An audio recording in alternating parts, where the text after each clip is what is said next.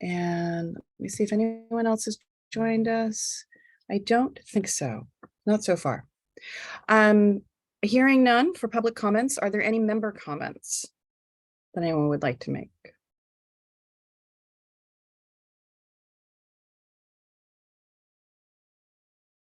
Okay, well, hearing none, or while anyone else is thinking of whether they want to make a comment, I wanted to provide an update on the website. I had mentioned this at our last meeting.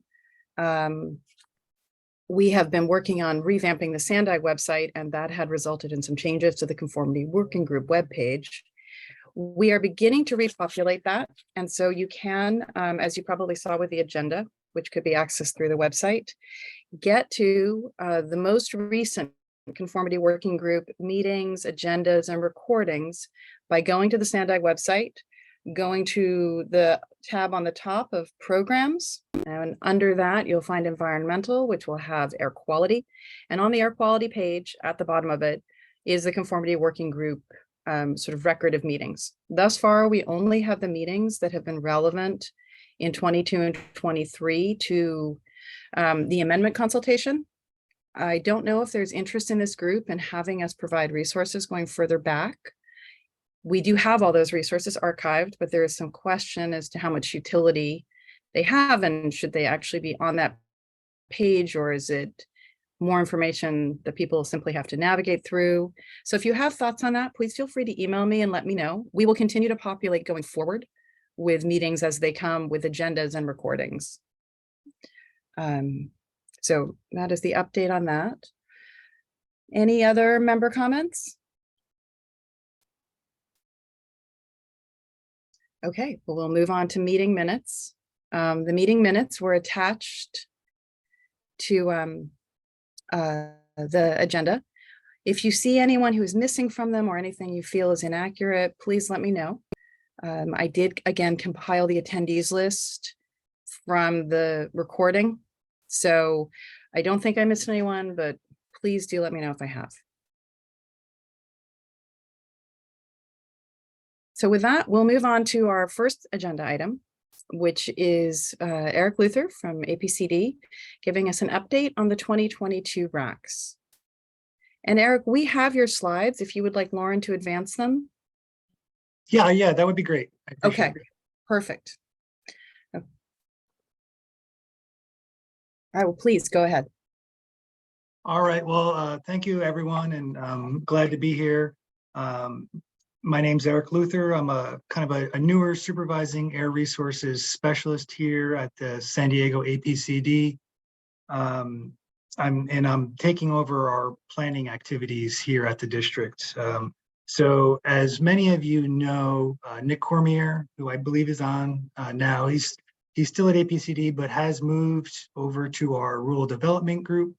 I did want to acknowledge that, you know, this presentation and all the work that was done on the RACs themselves was done by Nick, and he did a great job on this. And he has allowed me to kind of take over his presentation here to present to you all today. So I'll just give a brief overview of our 2022 RACs revision, or regional air quality strategy known as the RACs.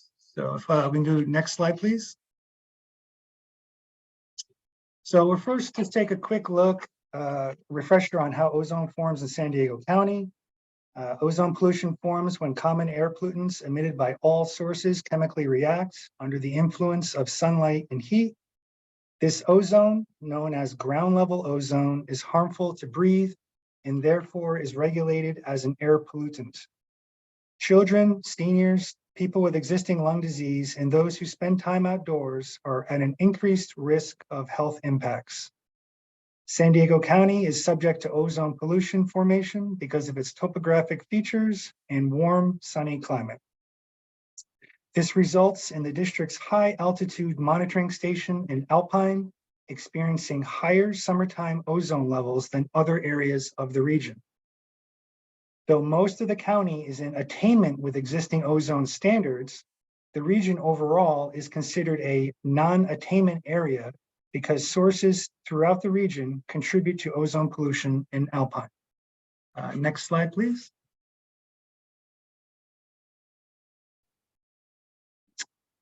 Ozone precursor emissions, specifically VOC and NOx, have been trending downward as a result of previous clean air actions. This has resulted in improved air quality and less ozone formation. This trend line for ozone pollution, as measured at the Alpine Monitoring Station, has trended downward since the late 1970s. There is year-to-year variability caused by hot weather periods. However, these upticks only reflect a flattening of progress. Regardless, it's clear that additional progress is necessary in order to meet state and federal ozone standards and to protect public health. San Diego County has not yet attained state ozone standards, and as such has been designated by CARB as a state non-attainment area for ozone. Next slide, please. This slide is just showing that total VOC emissions are expected to continue to decrease through 2035, at which point emissions are projected to slightly increase due to enhanced use of stationary and area-wide sources stemming from population growth. Projections of future emissions are based on currently adopted control measures and growth forecasts, and do not reflect the emission benefits of rules that are not yet adopted, such as those scheduled in this RACS revision for possible adoption during the next 3 years, or those proposed in CARB's 2022 state SIP strategy. Next slide, please. Total NOx emissions are expected to continue decreasing through 2050 due to ongoing implementation of existing local stationary source rules, as well as state and federal mobile source regulations. Although the 2022 RACS doesn't require attainment of the standard by a specific date, modeling done for the 2020 SIP plan indicates San Diego County will achieve the 0.070 ppm standard by 2032. Next slide, please. Because we are a non-attainment area, the region is required to prepare a plan to attain state ozone standards. This plan, known as the RACS, is periodically updated pursuant to state law to consider and schedule all feasible stationary source measures as they become technologically feasible, improve air quality, or protect public health. The individual measures included are then developed into proposed local rules in the following years as part of a public rule development process. Upon approval by the governing board, each RACS update is then submitted to CARB for its consideration. The RACS addresses state ozone planning requirements and is treated independently from federal ozone planning requirements, which are addressed through the district's federal ozone plan that was adopted in 2020. The RACS also must reaffirm that enactment of a more stringent emission offset threshold is not needed to attain state ozone standards. This affirmation, known as a no net increase demonstration, ensures new sources of air pollution do not contribute to worsening air quality. Next slide, please. The 2022 RACS is now centered around a purpose and vision for the future, which includes two main goals: protect public health and protect the climate. This will be done by reducing air pollutant and GHG emissions in the near term, investigating new opportunities in the long term, and contributing to the region's long-term transformation to a carbon neutral future. The 2022 RACS accomplishes this in two ways: through opportunities for direct pollutant reductions of ozone and opportunities for indirect pollutant reductions of greenhouse gases and particulate matter. Improvements were also made in the 2022 RACS in how the data was presented and what topics the document could elevate. This includes making the 2022 RACS more readable and visually appealing. The RACS now also includes information that, for the first time locally, discusses ozone's relationship to public health, under-resourced communities, and greenhouse gases and climate change, and expands our analysis on mobile sources. Required technical information that predominantly made up most of the previous RACS revisions has now moved to the supplemental attachments in the plan. Next slide, please.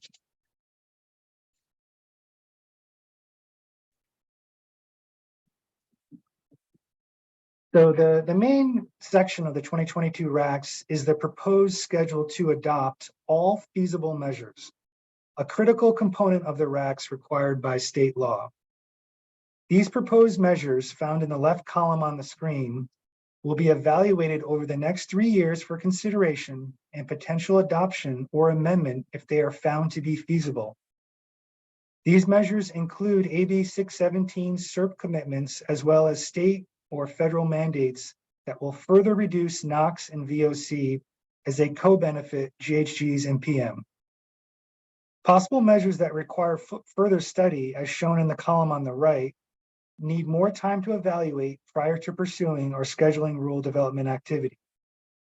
Should these evaluations determine emission reductions are feasible and cost-effective to implement, they would then be scheduled for possible adoption in future RACS update. Combined, the possible measures included in the 2022 RACS are anticipated to result in substantial health benefits, including avoided cases of respiratory, cardiovascular, or asthma-related hospital admissions, and lost or restricted workdays. At the same time, implementation of the possible measures would contribute to the local economy from avoided healthcare costs and lost productivity. Next slide, please.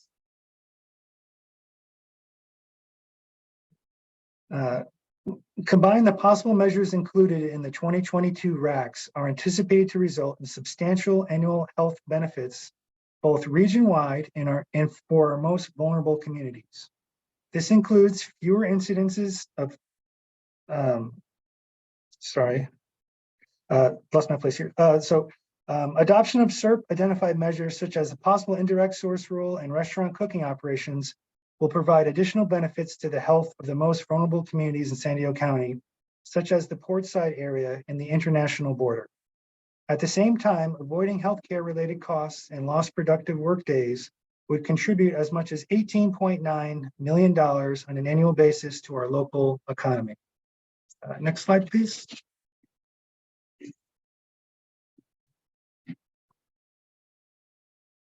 The 2022 RACS ozone control strategy also details what APCD can and is doing in regards to mobile sources, which are the predominant emitters of NOx in San Diego County.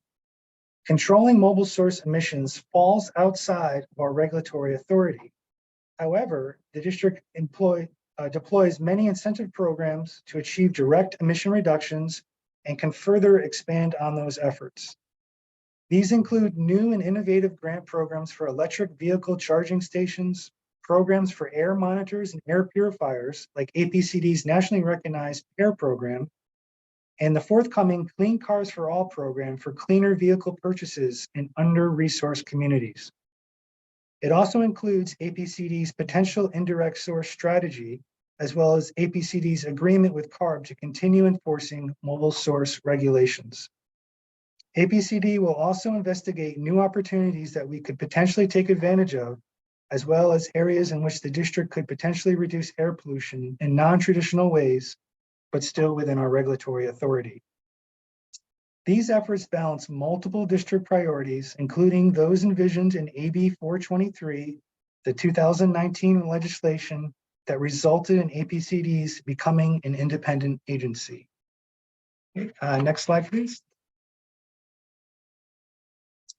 In support of APCD's public participation plan, APCD has conducted outreach on the 2022 RACS in multiple ways.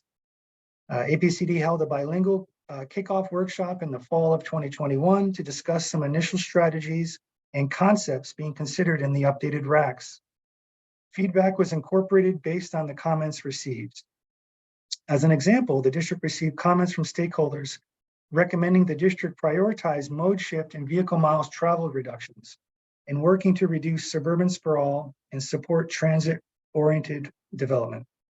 The district incorporated the recommendations into the new RACS chapter addressing ozone and greenhouse gases.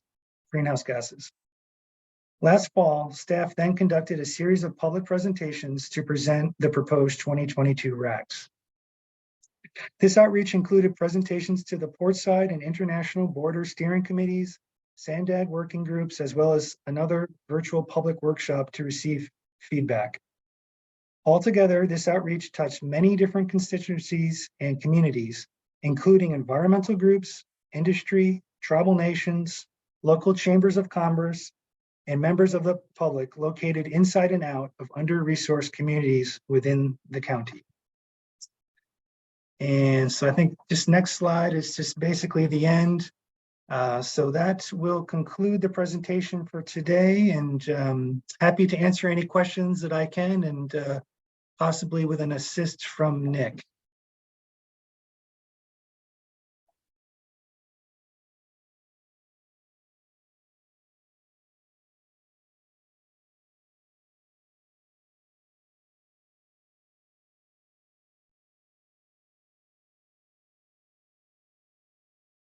Well, hearing no questions, thank you, Eric.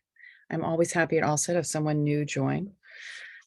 And happy that you rely on Nick like I rely on Sam. So that's always validating for me. But thank you very much for the presentation. We will be posting, we will be updating on the website the agenda for today. So this will be included in that if anyone wants to review it or wants to reach out to Eric with any additional questions that come to mind. And on that note, thank you to Roger, who put the link to the SANDAG website with the CWG information in the chat of the meeting. So I think we'll move on to our next agenda item. Will you go to the next slide, please, Lauren? So this is update and discussion on the regional plan amendment, air quality conformity determination. I'm going to go over just some high level timeline and a couple of items about the draft that was sent out last week. Will you go to the next slide? Thank you, Lauren. Okay, so this is probably familiar to anyone who was here for the past few meetings. We were directed in September of 22 by our board to begin modeling the 2021 regional plan amendment, removing the road usage charge. This is the regional road usage charge. There is a state road usage charge, which remains in. This policy was came into the plan later on, so it had some impacts on revenues, but other than that topic, the only change directed by our board was removing the RUC, and that is the sole focus of the amendment, plus the revenue updates. In November, we opened interagency consultation with this group on the emissions model, budgets, the list of projects, list of exempt projects. Just as a reminder, everything, given the limited nature of the amendment, stayed the same as the 21 plan, in the sense that we had the same baseline year, 2016. We used MFAC 17. We modeled 2008 and 2015 ozone standards under the 2020 SIP. We modeled the same years for conformity, and the list of projects remained unchanged from the 2021 regional plan. In March of this year, we brought the remaining consultation criteria to this group with the ABM model, regional growth forecast, TCMs, and a discussion of the revenues and public involvement and outreach. You may remember, for those who were at those meetings, that there were some minor updates to the ABM model to correct a software bug found that impacted cross-border traffic. And similarly, there was a correction of the allocation of some large employment centers for the regional growth forecast. The revenues were presented, well, obviously there was some revenue lost from the RUC. The revenue assumptions that had been made in the 21 plan did not include recent federal money in the Investment and Infrastructure Act, and some additional revenue strategies and assumptions which were presented at the last meeting. On April 25th, I believe, yes, we sent out the draft conformity determination. It is now with CWG for the 30-day review and comment period. If you have comments, please submit them by May 25th so that we can incorporate them into the document that goes out for public comment which is expected in June, following our June 23rd board meeting. Next slide, please.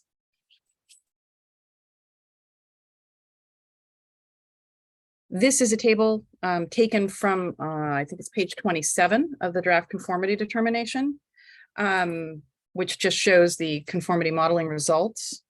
So nothing really more to say about that, except that we stayed within our budgets, which was fabulous news. Can I have the next slide, please? And this, I hope, will help you. And again, we'll post this. If you're reviewing and looking through the draft determination and making comments, it does have the same format and organization as the conformity determination for the 21 plan. So it should look very familiar to anyone who reviewed that draft determination. These are the pages on which you can find discussions of the various topics. The regional growth forecast is on pages 5 to 6. I do want to highlight that there is a correction. We need to refine some language on page 5. And I just want to, in case anyone notices this, let this group know that we are already aware of this. Because of the nature of our model, as we run it, we get different results even when the inputs have not changed. And so we have language that clarifies that the regional growth forecast numbers don't change, and it should really say that the inputs didn't change. We did have minor differences between the 21 numbers and the amendment numbers to the tune of about 0.05%. So for example, population for 2016 was 3,309,510. It is now 3,309,509. So they're extremely minor changes, but they are a difference. So we will refine the language just to clarify that in case anyone does note those differences and explain the cause of them. Then there's the ABM model, emissions model, budgets and results, the exempt projects list, the same, transportation project lists, all of these things identical to the 21 plan. The revenue constrained assumptions are not in the draft determination itself, but they are available on our website, both the presentation and the handouts. And if anyone has any questions about accessing those materials or reviewing it, to give us comments, please let me know. Next slide, please. Before we move on to the next agenda item, I do just want to remind you that the date is May 25th. Please do provide any comments so that we can make sure that the determination is, that goes out to the public is as complete and as accurate and as good a document as possible. If you have any questions, as I said, please feel free to reach out to me. And if there are any questions now, I want to give anyone who has something they want to raise an opportunity before we move on to the next agenda item. Hi, Kirsten. Yes. Good morning. This is Michael. I just have a question on the previous item. Mm-hmm. I know that SANDAG is pretty good about doing, just was wondering whether, with the amendment to the RTP, if there was going to be an associated FTIP consistency amendment that was going to go with it. So if I'm understanding your question, and thank you, I should have clarified this because someone had emailed me this question as well, if I'm correct. We are not updating the RTIP at the same time as the amendment. However, once our board takes action on the amendment to the 21 regional plan, we will then update the RTIP, amend the RTIP, and we will redetermine conformity for the amendment at the same time. Am I understanding your question correctly? Yes. Okay. Thank you for the clarification. Any other questions?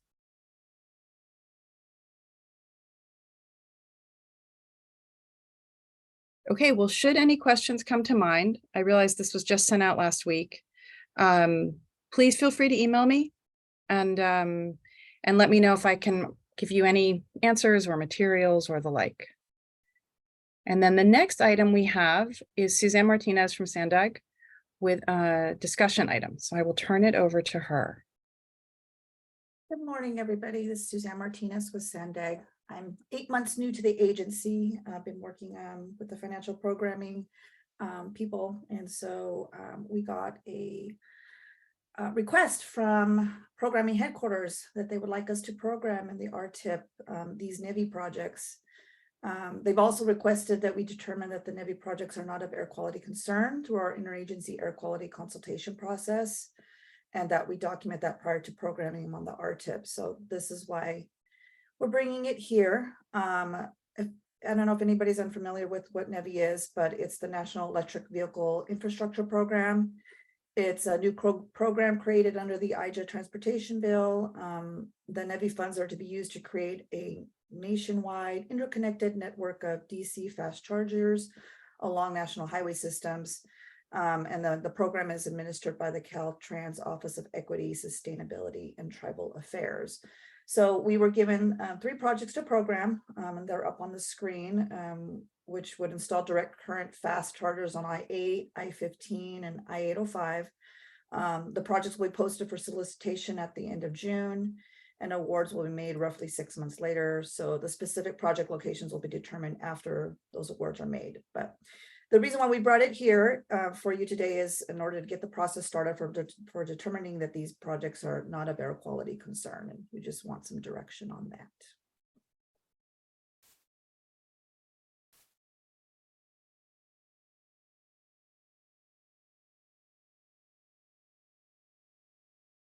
Are there any comments or questions? Kristen, how does it normally work? I'm new to San Diego, so I'm not really sure how this is normally done here. Well, Suzanne, this is like the blind leading the blind here. Yeah. So, luckily, Sam is on. Sam, help us out. Good morning, everyone. So as I understand this item, it's being brought before the Conformity Working Group just to verify that it is categorically exempt from any emissions requirement as far as modeling is concerned before it goes into programming. And that's Right. the request and this discussion item. It's kind of a new funding program, so we don't have any precedents for what category it would go under in the programming process. You know, we have, I'd say, about 36 categories. This is probably kind of one of the other sections. But I guess the question for the CWG, so for our state and federal partners, if there's any concerns with us putting this in as a exempt category. And then Suzanne, when do you need a response by so we can get some thoughtful consideration from this group? I think that would depend on our, Richard, can you help me out? I'm not sure which amendment we were planning on putting this in. Sure. Can you hear me? Yes. Oh, okay. Yeah. So I currently have the amendment 4, which is a formal amendment. So we could stick them in there. That one I was hoping to get it out for public comment. I think June 2nd for the 15-day period. So yeah, I don't really want to rush anybody, but yeah, I'd say within the next few weeks or so. Okay. Jacqueline, I see that you have a comment or a question. Hi, yes, my name is Jacqueline Kars. I work in the Caltrans Office of Federal Programming. Our office made the request to various MPOs where NEVI projects will be located. And so I did want to provide an update because, you know, our office was the one that made the request under some direction from FHWA. We are currently waiting for some more guidance that would indicate the specific exemption category for these projects to fall under. But we don't have an indication of when that guidance will be available. And so the recommendation in absence of that guidance was to just take these projects through interagency consultation and you know, get that confirmation that these projects would not be of air quality concern.